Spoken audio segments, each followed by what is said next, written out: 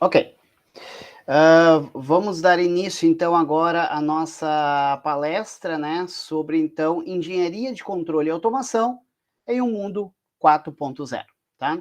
Só estou fazendo pequenos ajustes aqui no meu setup. Então, sejam todos bem-vindos, então, a esse evento, né, a esse momento, a essa live, que a gente pode falar um pouquinho sobre engenharia de controle e automação.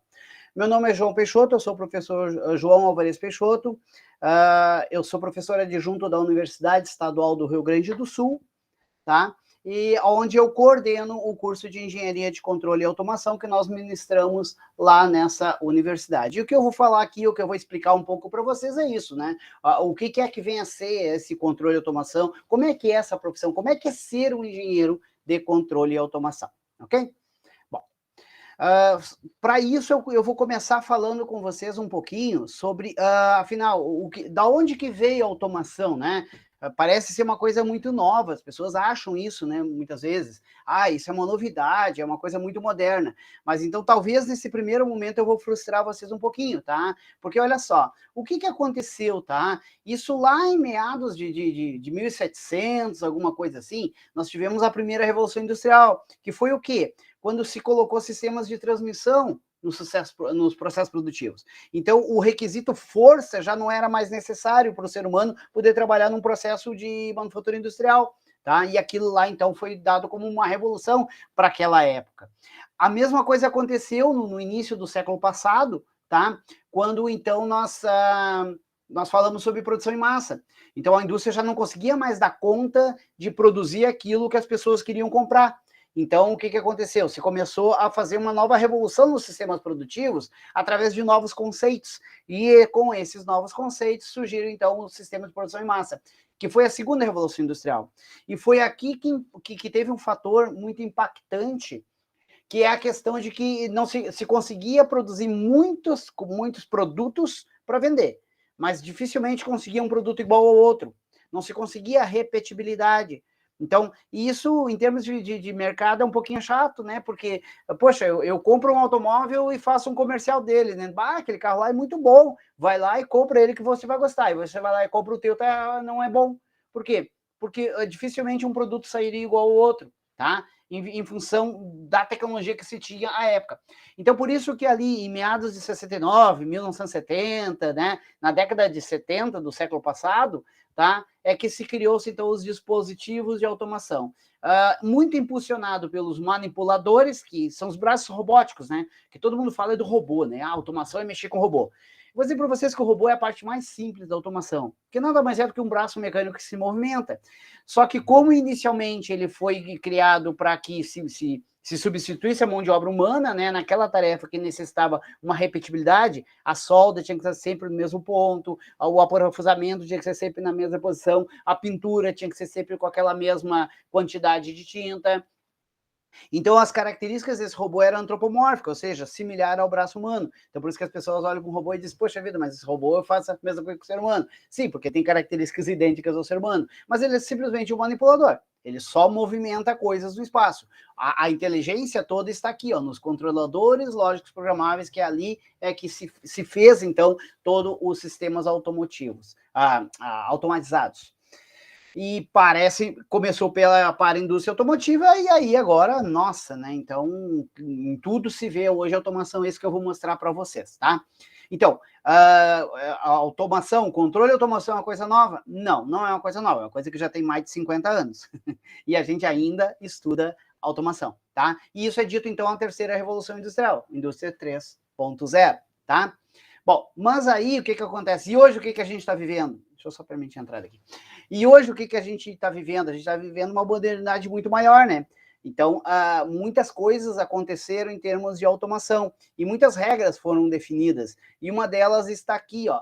Afinal, qual é o conceito de automação? Então, eu trago para vocês aqui, ó, esse quadro, porque esse quadro ele diz tudo, ó. Poxa, mas eu ainda não sei se eu quero a mecânica, eu não sei se eu quero a eletrônica, eu não sei se eu quero trabalhar com computação, eu não sei se eu quero trabalhar com modelagem ou com controle propriamente dito, tá? Então, aqui vocês estão vendo as áreas, tá, ok? Que tudo está envolvendo o processo de manufatura. E aonde é que está a engenharia de controle de automação? Exatamente nessa área aqui, ó. O que significa o engenheiro de controle de automação estar nessa área? Significa que ele tem conhecimentos de mecânica, mas não é toda a mecânica. Mas uma parte da mecânica ele conhece, uma parte da eletrônica, uma parte da computação e uma parte de controle. E aí, com isso, nós temos um engenheiro de controle de automação. Então, ele acaba sendo muito mais um generalista, ele acaba entendendo de todos os processos. Até outro dia, junto com os alunos, a gente fazia algumas brincadeiras, tipo, cada vez mais programação está entrando bastante na nossa área, né? Então, a gente não sabe se é a programação que está invadindo a nossa área ou se nós que estamos invadindo a parte de computação. Mas, hoje em dia, existe uma sinergia muito forte entre automação industrial, tá? Controle de automação e computação. Por quê? Dificilmente vai ter um dispositivo de automação que não seja programável, ou seja, que eu vá lá com uma linguagem de programação e faça ele, então, ele funcionar, ok? Então, esse é o conceito de engenharia de controle de automação, tá? Ele é um profissional que ele aborda tanto tópicos de mecânica, eletrônica, controle e computação. Bom, mas o que nós estamos vivendo, né? E eu já digo que é um pouquinho de passado já, tá? Isso aqui começou em 2011, tá ok? Ou seja, 10 anos atrás. Mas a gente tá muito pujante hoje no Brasil e no mundo, que é a questão da nossa quarta revolução industrial. E por que eu estou trazendo esse assunto para vocês? Porque isso tem tudo a ver com o controle de automação. Por quê? Porque a base para a quarta revolução industrial é justamente o controle de automação. Tá ok? Bom, e aí o que significa isso? Significa interação. Se antes eu tinha máquinas, equipamentos que agora podiam repetir a mesma tarefa várias vezes, agora eu tenho máquinas, equipamentos que interagem entre si, máquina com máquina, por exemplo, o conceito de machine to machine, M2M, tá? Nós temos máquinas que parte do processo é real e parte é virtual. Nós temos processos que se rastreiam, ou seja, eu consigo saber onde é que está cada parte do meu produto dentro da minha empresa através de rastreabilidade. Eu consigo fazer previsões a partir do comportamento das máquinas. Por exemplo, sexta-feira pela manhã é o dia que se produz menos naquela indústria. E o que acontece na sexta de manhã?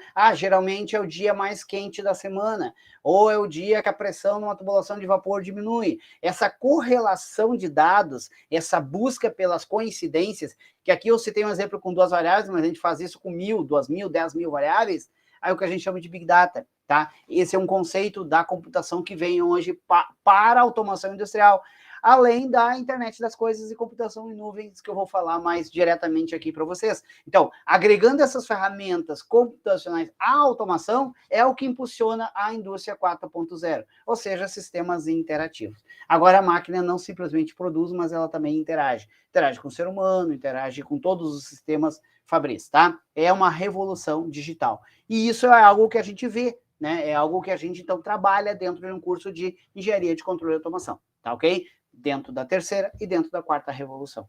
E por que isso?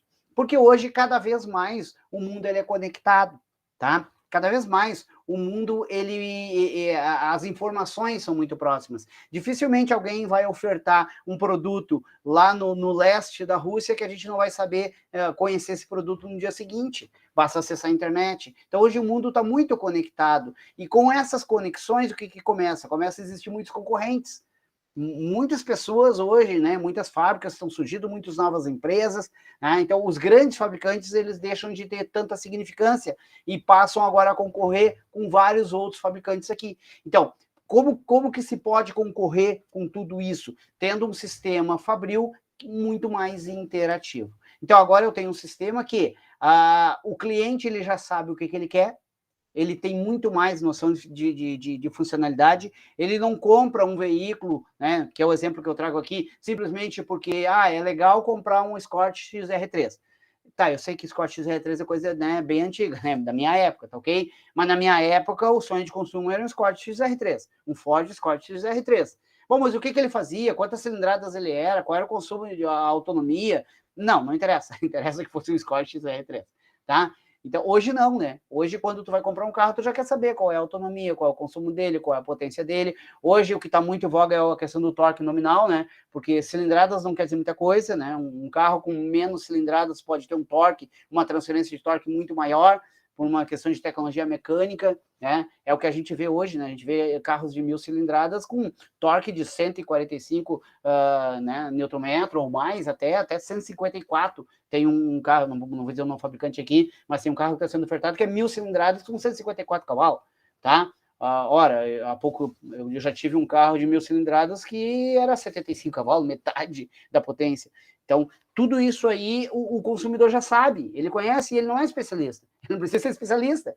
E aí quem tem que entender a necessidade do mercado é quem está vendendo. E para isso agora ele precisa de um sistema muito mais interativo, muito mais conversando sistemas com sistemas. E aí que entra a questão da automatização.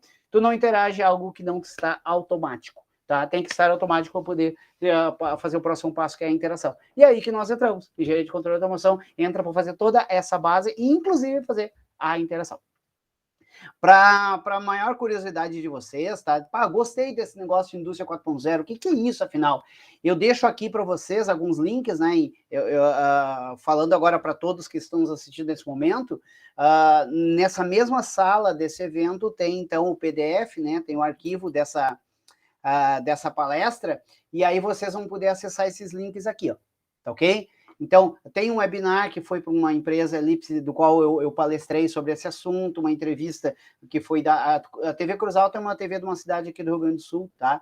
E 2 projetos que eu trabalhei aqui, tá? Que eu vou mostrar para vocês, que tratam diretamente com indústria 4.0, ok? E são esses 2 projetos aqui. Então, professor, eu queria ver um pouquinho dessa coisa de automação. Eu quero ver, né? Não vai dar para pegar, né? Porque a gente está no modo virtual, tá ok? Se pudesse, né? Se fosse uma feira de produções presenciais, eu ia ficar muito feliz, porque é sinal que a pandemia já teria acabado, né? Mas não acabou, infelizmente. Mas então, vamos fazer no modo virtual, tá? Mas eu quero ver essas coisas acontecendo. Bom, então vamos ver um pouquinho dessas coisas acontecendo, tá? Então, só para mostrar um pouquinho em vídeo aqui para vocês, ó, esse foi um projeto que eu trabalhei Deixa eu só tirar o áudio aqui para não atrapalhar vocês, tá? Então, vocês verem assim um pouquinho de coisas de automação, né? Então, aqui nós temos uma máquina de usinagem, tá? Que a gente programa ela para que ela retire um certo material, tá? Aqui a gente tem braços robóticos, aqui a gente tem um almoxerifado, né? Tem vários sensores aí na máquina. Esse é o mundo de alguém da automação, tá? Então, aqui o produto desse sistema era aquela pecinha que vocês viram ali, né? Então, nesse primeiro momento, então, há uma leitura aqui, ó, de um QR Code, tá? Do cliente, porque o cliente vai, então, personalizar, né? Ele vai, na verdade, customizar o produto dele, tá? E como ele a peça é um suporte para um celular, tá? Então, não importa se o celular está com capa ou não, a primeira coisa que o sistema faz é escanear o celular para pegar as dimensões, para saber qual é o tamanho do buraco que eu tenho que fazer lá no meu suporte para caber aquele celular daquele cidadão que está ali. Não interessa o fabricante, o modelo, porque não faz diferença, né? Se o cara botou uma capa, não iria encaixar. Assim mesmo com capa, ele vai encaixar. Porque também não faz sentido ter um porta-celular de mesa que cada vez que tu tem que guardar, tu tem que estar tirando a capa, né? Então, tem essa grande funcionalidade. Aqui nós temos uma medidora tridimensional, ó, fazendo, então, medições do que uma pessoa ir lá fazer medições e cometer o erro de leitura, nós temos aqui uma medidora tridimensional para certificar que o produto está adequado, tá? Curiosidade de vocês, tá? Esse projeto aqui foi em 2016, que foi uma feira que aconteceu em São Paulo, tá? E eu participei desse projeto. A minha parte vai aparecer agora aqui, ó, essa esteira transportadora aqui, ó. A minha parte era programar essa esteira, onde juntava todas as máquinas, tá? Essa era a minha tarefa aqui. E também a gente dava umas canetinhas, cada canetinha tinha um conjunto de cor diferente. Aqui nós colocamos um almoxerifado, porque daí cada vez que fazia um processo, chamava o cliente, né? Cliente, ó, já colocamos as canetinhas, ó, já usinamos, ó, tá pronta para vir retirar, vem aqui, né? E aí o cliente ia lá e retirava isso tudo dentro de um ambiente de fabrico, tá? Então, para vocês conhecerem um pouquinho, assim, de máquina, ver um pouquinho dessas coisas, tá? Do que é uma automação propriamente dita, tá? Bom, deixa eu mostrar aqui uma outra aplicação, né? Bom seria se a gente pudesse, se vocês pudessem pegar, ver, tocar, né? Mas não dá. Esse aqui também é um projeto de 2016, foi aqui no Rio Grande do Sul, tá? Num evento chamado Mercopar, uma feira também, aonde nós pegamos e montamos um sistema eu participei desse projeto, esse projeto eu coordenei ele, tá? aonde aqui tinha algumas outras coisas a mais de automação que é interessante ver, ó. Vocês estão vendo aqui algumas coisas na tela, né? Isso aqui seria a interface com o operador, isso a gente programa.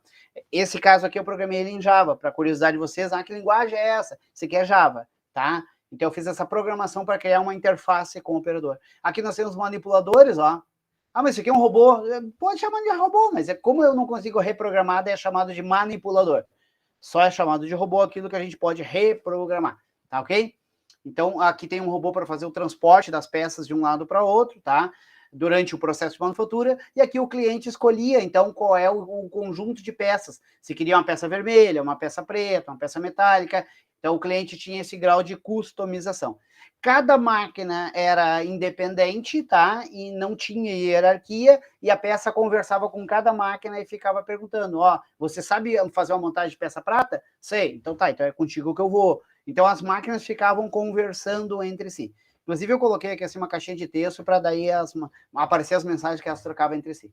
E aqui vai ter uma coisa bem interessante, que parte do processo eu não tinha ele fisicamente. Então a gente usa um recurso chamado virtualização, tá? O que significa virtualização? Eu posso montar todo o sistema virtual e conectar com o mundo real. Então notem, ó, bateu, virou virtual, tá? Então eu tenho um controlador lógico programável real, ao vivo em cores, conectado a um sistema virtual. É o que a gente chama de digital twin, ou seja, o gêmeo digital. Por que isso? Porque eu não tinha dinheiro para ter esse equipamento. Então, na verdade, era para mostrar isso também, né? Eu não preciso ter o equipamento para poder treinar toda a parte de programação. E até é mais fácil para justificar para uma agência de fomento, né? Eu quero comprar aquele equipamento lá, mas eu já sei que funciona, ó, eu virtualizei o processo, tá?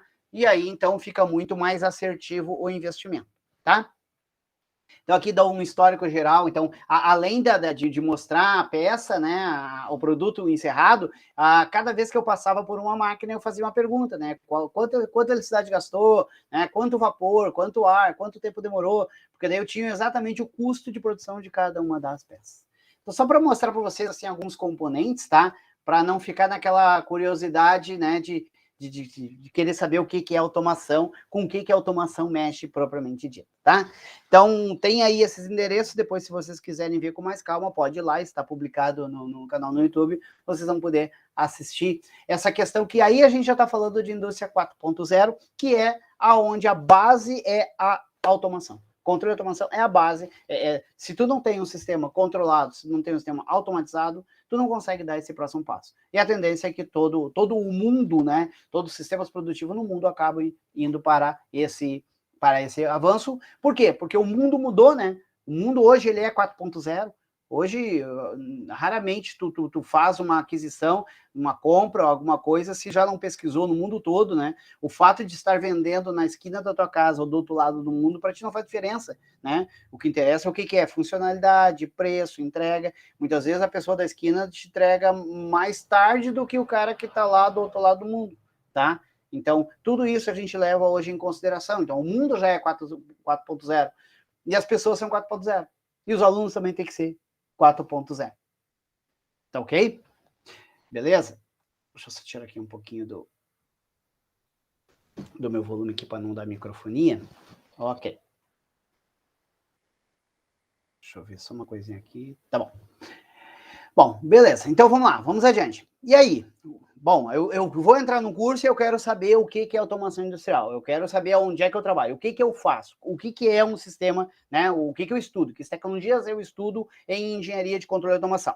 Bom, isso aqui é uma, digamos assim, não é uma regra, tá? Mas para nós é algo que é muito claro esse conceito, que é o que a gente chama de pirâmide da automação, tá?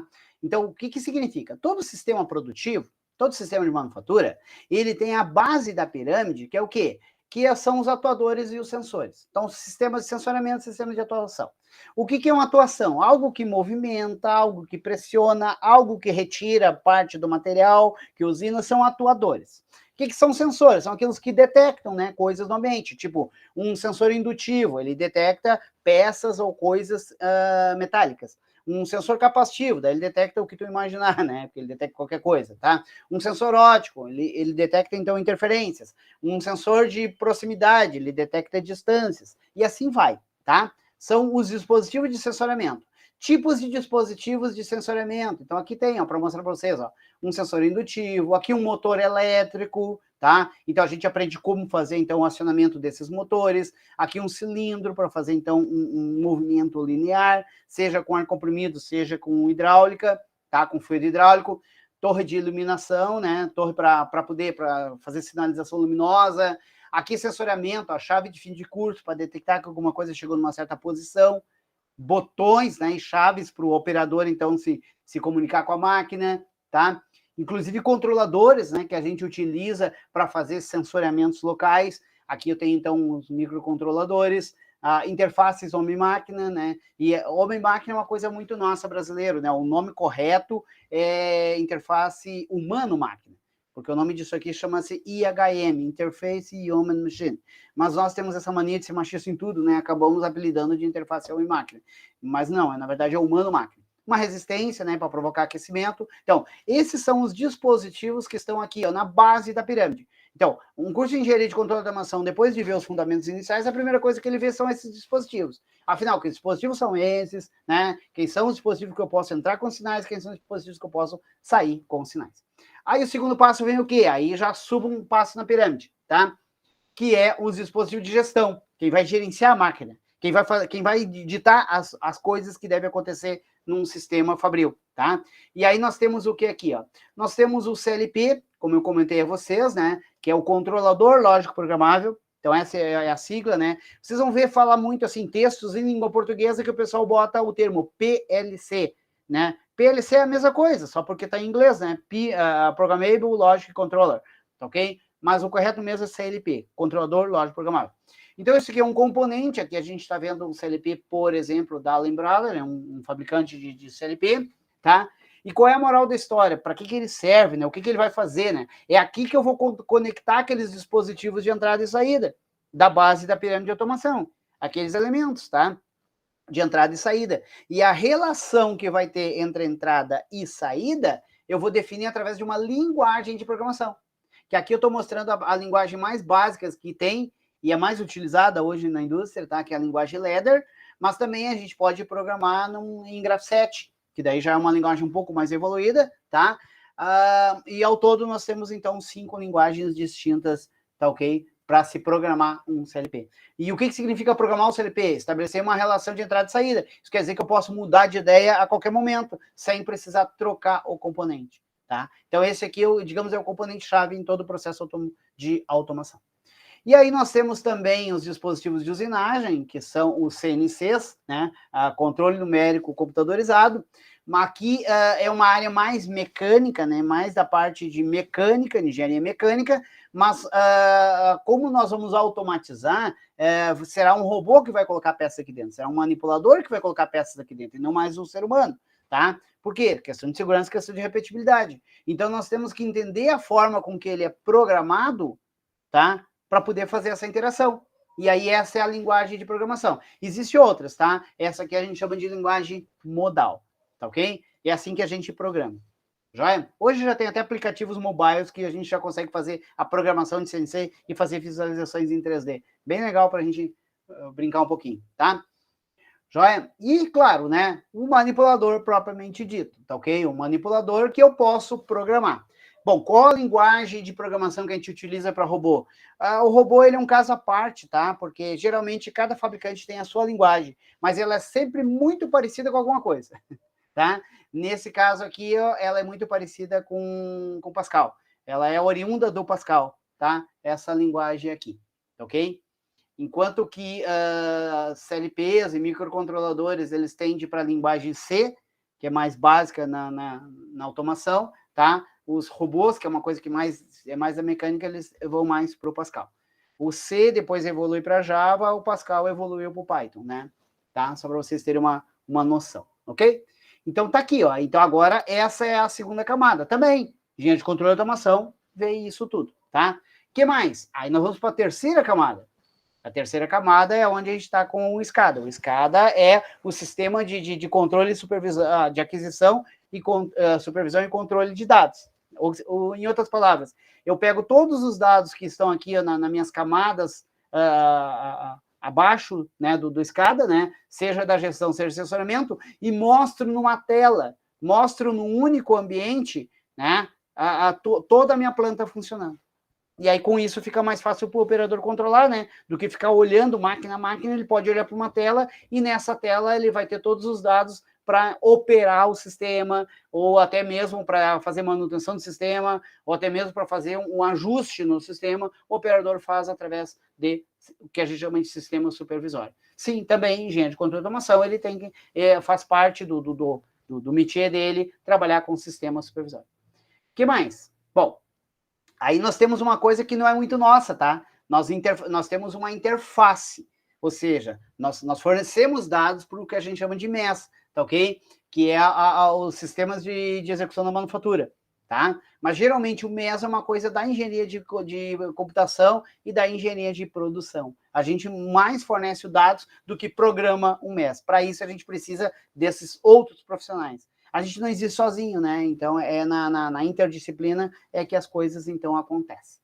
E que mais? Mas nem sempre precisa ter um MES, né, no sistema produtivo. Muitas vezes isso aqui é substituído pelo PCP, né?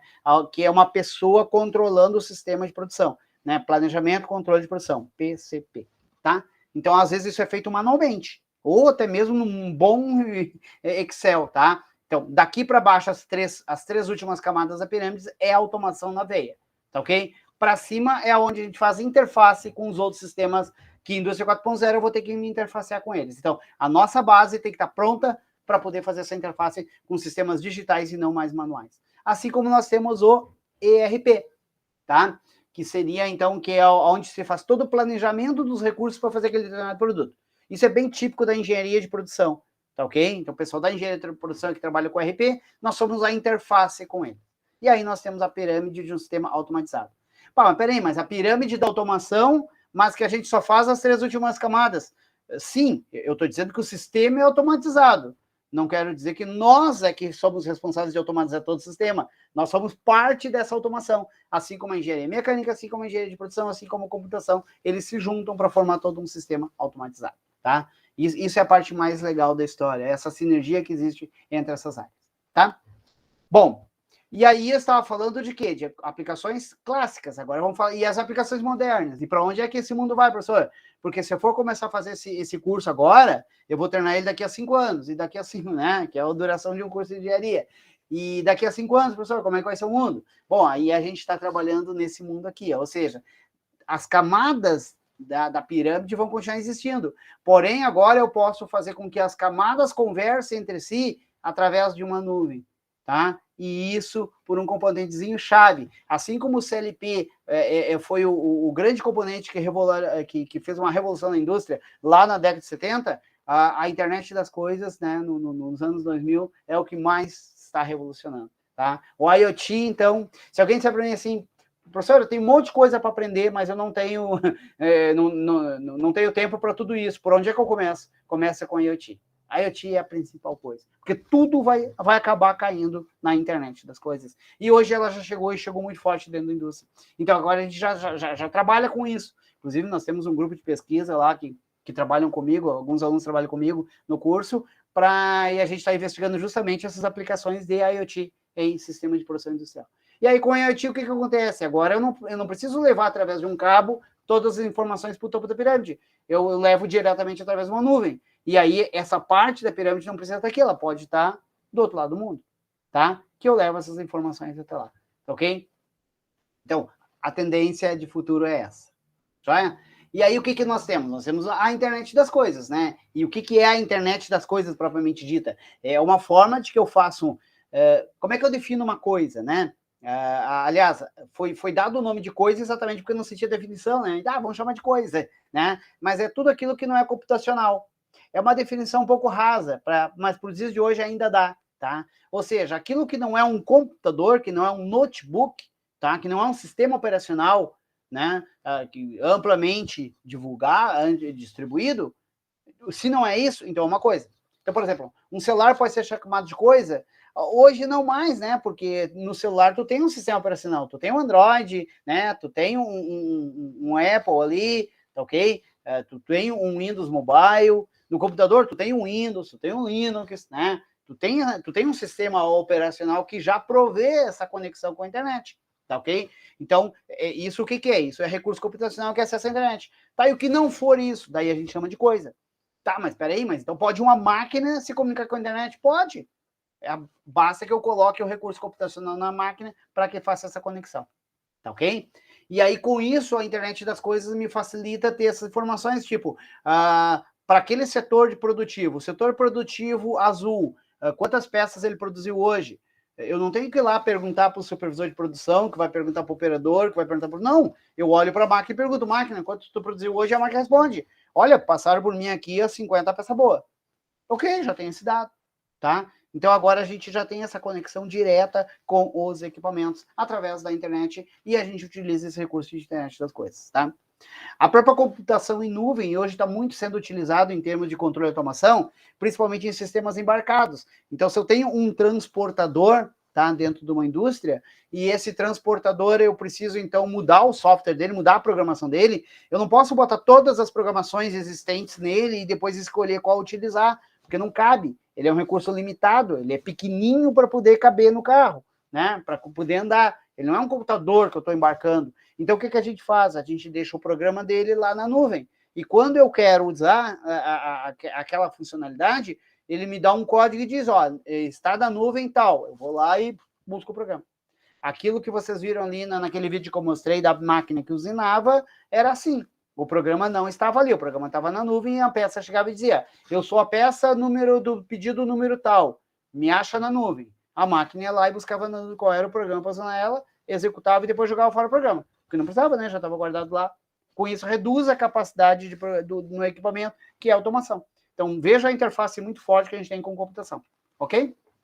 Bom, e depois nós temos a questão de Big Data, né, que eu expliquei, que é analisar muitos dados, né, para detectar coincidências, e isso facilita para melhorar a performance de sistemas produtivos. Virtualização, aquilo que eu mostrei, né, a gente não sai montando e testando se vai funcionar na prática, né, a gente primeiro virtualiza para ter certeza de que o controle vai funcionar, para depois montar na prática e ser mais assertivo. E por que isso? Porque o real é mais caro, o virtual é mais barato. Então, a gente faz primeiro o mais barato, né? Porque se der alguma coisa errada, o prejuízo é menor, tá?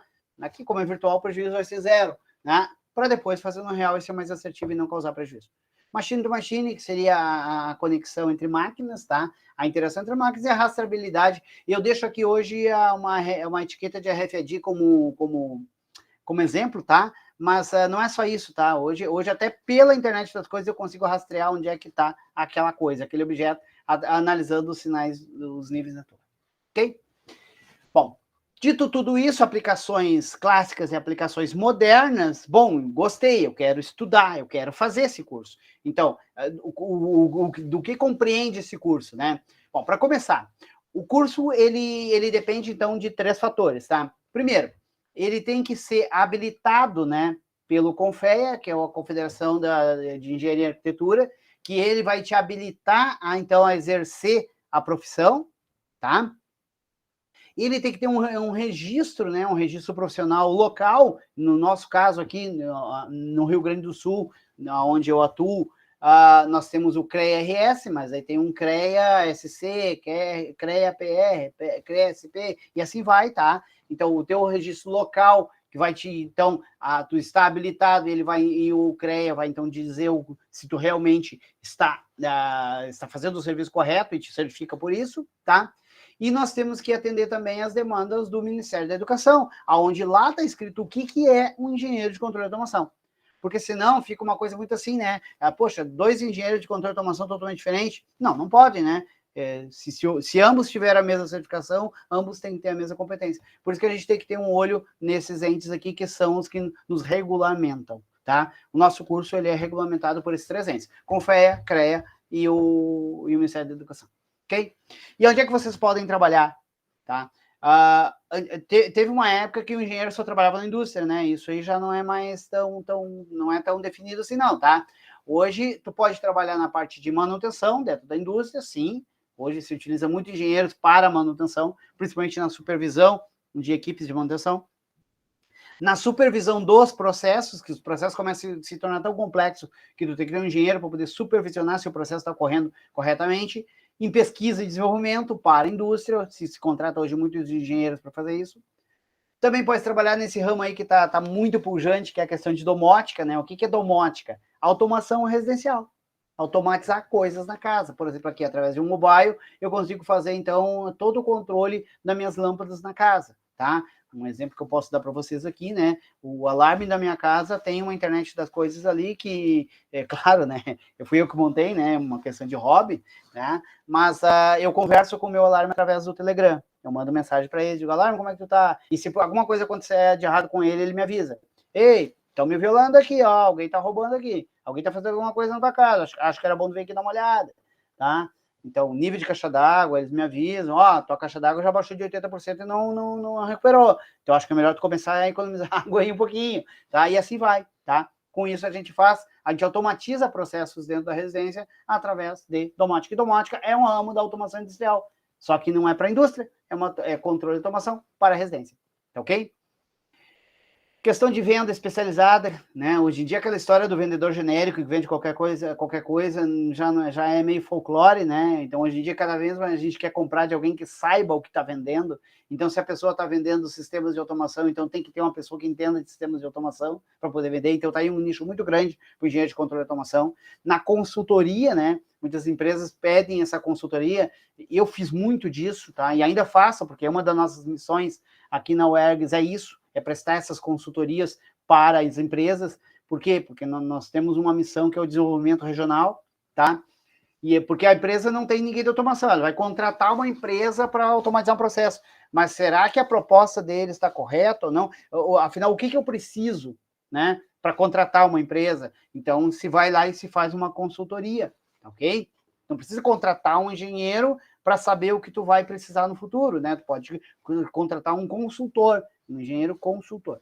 E prospecção, né? Cada vez mais descobrir novos nichos, tá ok?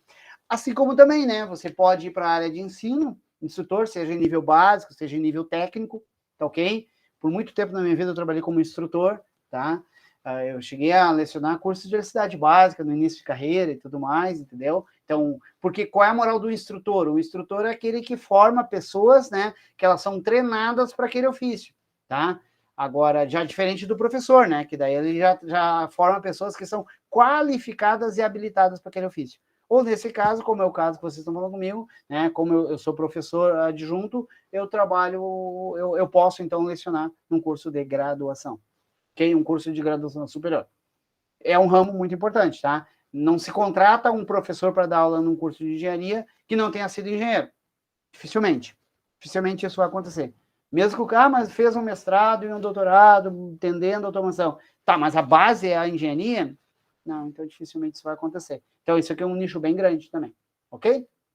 Bom, especificamente, então, o nosso curso aqui na UERGS, ele foi criado, ele é novo, né? Ele foi criado em 2019, tá? Nós temos uma entrada de 50 vagas anuais, a nossa entrada é sempre anual, tá? O nosso turno de funcionamento é vespertino noturno, começa às 5 da tarde, termina às 17 horas e termina, então, às 22h30, tá? Ele é um curso de 5 anos, tá ok? Então, para que nós criássemos, então, os componentes curriculares aqui, as competências e tudo mais, nós nos focamos muito, então, no mercado, em pesquisa que nós fizemos com alunos, tá? As nossas referências de classe, e é um curso que nós tínhamos, então, que era o Tecnólogo de Automação, que serviu de base para criar a Engenharia de Controle de Automação. Por quê?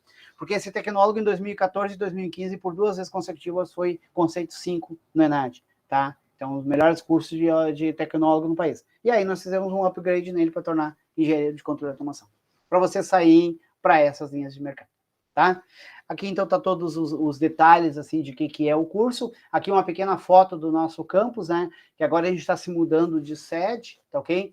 A UERGS, então, ela é uma universidade gaúcha, né? Ela é do estado do Rio Grande do Sul, ela é uma universidade estadual, e nós temos, então, 23 unidades espalhadas, como a gente costuma dizer aqui no Sul, né? Espraiadas por todo o Rio Grande, tá? Então, eu fico nessa unidade aqui, ó. Esse curso de Engenharia de Controle de Automação fica em Porto Alegre, capital do estado do Rio Grande do Sul. Ok? Bom, o que mais que eu posso dizer para vocês? Então, essa é a nossa grade curricular, a gente primou, então, ela para deixar ela bem redondinha, assim, tipo, a mesma quantidade de disciplinas por semestres, porque nessa área é muito comum o aluno entrar e já no primeiro, segundo semestre já está trabalhando, tá? É muito comum, porque nós somos uma área meio, nós não somos uma área fim, a gente não estuda para no final gerar um produto, a gente, na verdade, presta um serviço, e esse serviço gera um produto, né? Então, um engenheiro de automação não produz carro, ele automatiza máquinas que produzem carro, tá? Então, ele é uma atividade meio. Então, a gente regulou muito bem para isso, para dar um espaço para que o aluno possa fazer estágios, ou ter uma atividade com vínculo empregatício. Hoje, o último dado que a gente tem foi mais ou menos há 4 meses atrás, tá? 62% dos alunos já estão trabalhando, entendeu? Já estão na área, trabalhando na área, 62%. E olha que eu estou falando de aluno que entrou agora. Nós temos alunos que entrou no primeiro módulo, antes da primeira aula eu já estava assinando o termo de cooperação de estágio, tá? Então, porque basta ter o vínculo, tu já pode fazer um estágio, entendeu? Então, temos bastante coisas bem legais aqui. A gente tem, aí esses são nossos laboratórios, só para vocês terem uma ideia, né? Laboratório de eletrônica, laboratório de acionamentos, de processo contínuo, de informática, de física. Trabalhamos, então, com projetos de extensão. Aqui a gente está fazendo um projeto de extensão sobre impressão 3D. Esse aqui é uma aluna que estava, então, ministrando o projeto de extensão, ensinando outros alunos, né? Esse aqui é um projeto já de pesquisa, onde a gente investigou transportadores, né, interativos. Aqui os transportadores, eles conversavam entre si, tá? Por quê? Porque caso eles estivessem na mesma em rota de colisão, eles negociavam entre si. Tá, e quem é que vai sair da frente para o outro passar? Eles tinham que dar um jeito, tá? Então, isso, nós tivemos aqui, a Caroline trabalhou comigo nesse projeto, inclusive ganhou menção honrosa num congresso, tá? Como que é o nosso critério de entrada? Nosso critério de entrada é pelo Enem, tem que fazer a prova do Enem, nós não fizemos vestibular, é pelo Enem, e aí, na sequência, faz a matrícula no SISU, tá ok?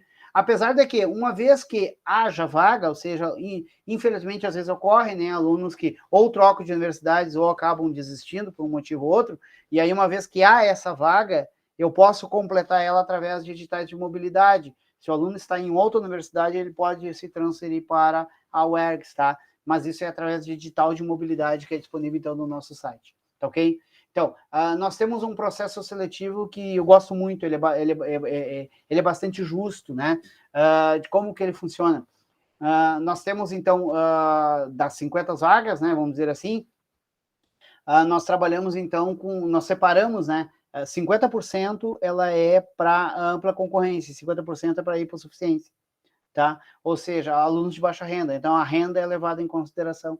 Mas, poxa, mas então por que não faz tudo ser baixa renda, né?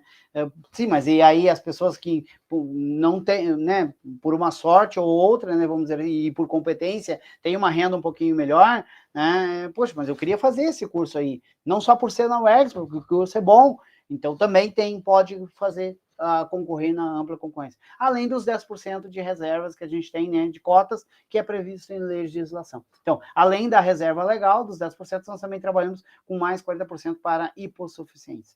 Né? Alunos que têm um pouquinho menos de condição de acesso ao ensino, então ele pode ter essa porta de entrada através da UERGS. Ok? Era isso que eu tinha para falar para vocês, tá? Então, em vocês vindo ser alunos da UERGS, então, eu gostaria de já dizer para vocês que vocês são muito bem-vindos, tá? A nossa universidade, né? Que é uma universidade que pensa muito no futuro, né? Então, nossos cursos já são focados no que existe de mais modernos em termos de tecnologia. Obrigado pela atenção de vocês, tá? E se tiverem alguma dúvida ou curiosidade, pode me perguntar nesse momento.